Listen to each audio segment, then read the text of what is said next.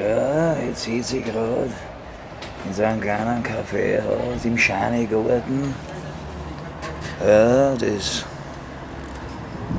Flaschelgösse im Glasl schmeckt nicht schlecht. Ja, was soll ich viel erzählen, liebe Leute?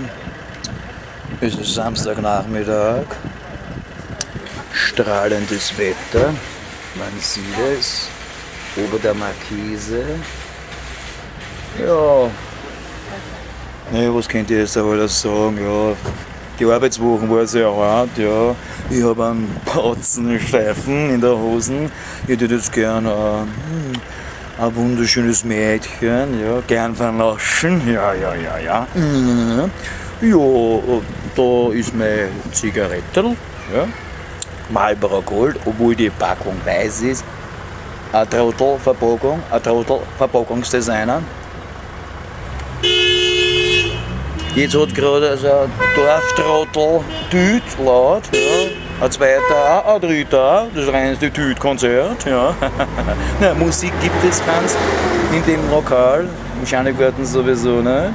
Muss man sich begnügen halt mit ein paar Hublaute. So, was soll ich noch erzählen? Ja, ich habe jetzt nachgedacht, ja, da oben habe ich gesehen, zuerst gerade am Himmel, ich zeige den Himmel noch einmal, ja, ein paar Engel vorbeifliegen, ja, Engel. Aber Erzengel waren auch dabei, ja. Die haben auf mich runtergeschaut, die haben gesagt haben sie nicht, sie haben es geflüstert. Da unten sitzt der Lokal-Cowboy, das ist der leibhaftige Teufel. Naja, ein bisschen übertrieben haben sie. Sie haben es im Chor gesagt, also, und gesungen haben sie es dann auch, aber war ist egal. Ja, was soll ich da sagen, da hinten ist ein Baumarkt, ja. Da kommen ein paar fade Leute raus und gehen rein. Ja, was soll ich jetzt da, ich weiß nicht. Ich bin mir ganz unsicher, was ich da erzählen soll. Ich beende das Video, gell, mit einem guten Schluck.